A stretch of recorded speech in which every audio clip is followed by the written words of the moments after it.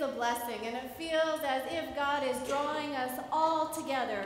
Our different languages, our different cultural settings, our different musicians, music styles.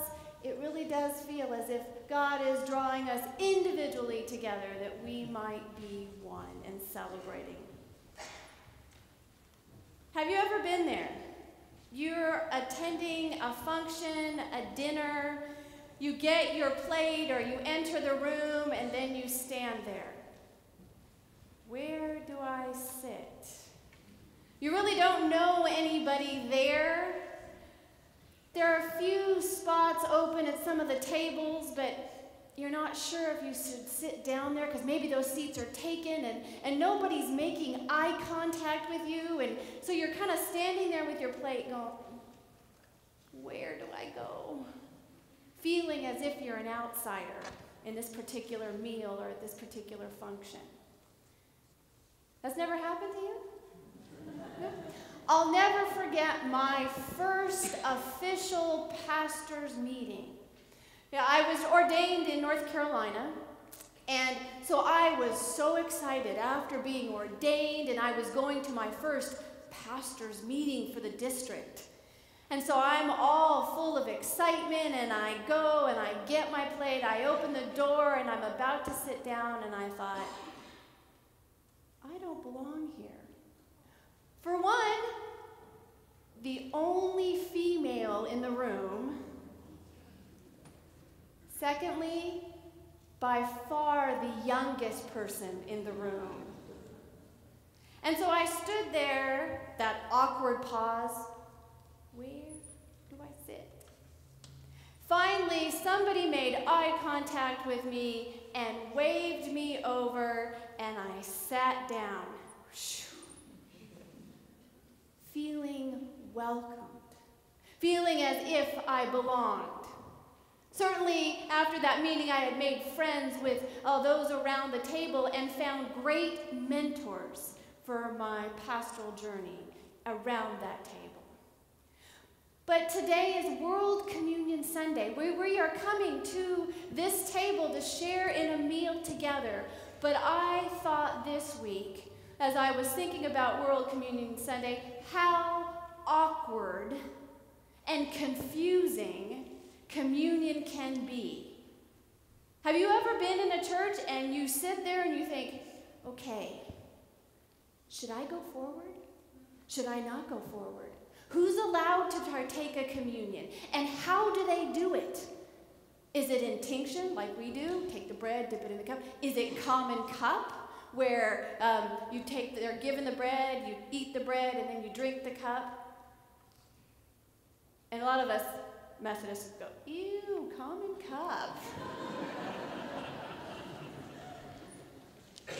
But it really made me realize how awkward and confusing communion can be in a Christian setting, and how it divides us in a Christian setting. Because I know a lot of you have shared those stories with me where you go to take communion and you're denied. How many of you have had that happen? A lot of you. And I'm wondering if some of those churches that have those parameters around who can take communion, how do they know? Do we wear a symbol on our head that says we're Methodist? No, I haven't been baptized. No, I haven't done First Communion. But how do they know? And I think sometimes it's because of our awkwardness. When we go forward, they're going, This person doesn't know how to take communion. But that was not the intention. When we hear about Jesus feeding his disciples and preparing them for their Christian journey once he left earth, it was to draw people to him. It was to remind them of those moments in which they felt intimate connection with God. It was to unite them together. And I know that other churches have parameters, and I understand understand some of those parameters. They want you to fully understand what communion is in order to take it. Or there's a completely different understanding of what communion is. But I give thanks that we're part of a tradition that opens the table to all. Amen. Ooh, amen. We're getting excitement. That's right, from last week it overflowed to this week, excitement in the church. We have a communion that is open to all people. And we heard about the story at Pentecost in our first reading, where God poured out the Spirit for all people, where the Spirit was given to all gathered there, not specific prophets, not specific people, not specific clergy, religious leaders, but it was meant for all people. And so the table is a place where God gathers all people. And when that all means all, it means all. It means those who are not here with us. And this is one of the points that I gravitate toward.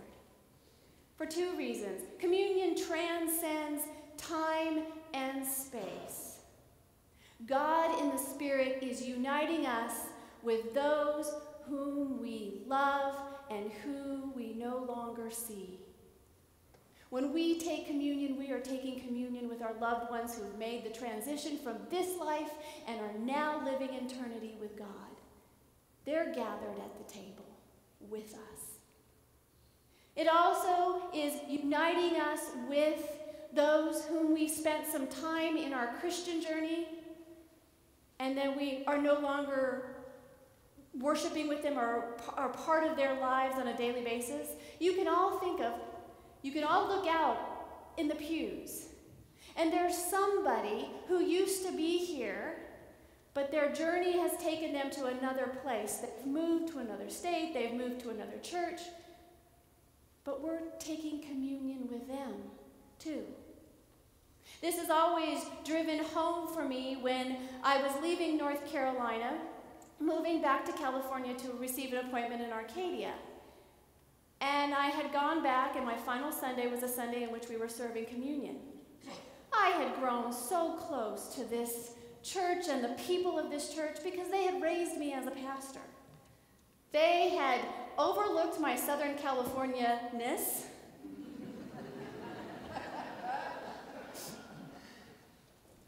They had engaged me in my theology when we disagreed. And I had grown really close to the youth group on all of those great, fun adventures where I always got lost in the church van. And so I cried through that communion as these people were coming forward, and I knew I was not going to be part of their lives and watch these youth grow up and get married and have children. That was before Facebook. But I know those two are here at this table when we join. We are partaking of this holy meal, united together, not because of what we do, but because of what God does. This is God's table, and we give thanks that things like time and space, culture and language, and yes, disagreements, because God calls us to be at the table with those we are disagreeing with, so that God is able to work through and bring us all together as one. Using our gifts and graces individually, uniting them so that we can build the kingdom and make God's peace and love present in the world. And worship today is all about that. The elements of worship today, I couldn't pull out a better sermon illustration than having our sisters and brothers from our Korean congregation be here, and different languages, music, choirs, different musical instruments united in praising God, allowing us each to receive those gifts. And so now let's spend that time together receiving those gifts. So I would invite forward all of those who will be participating in communion as our servers to come forward.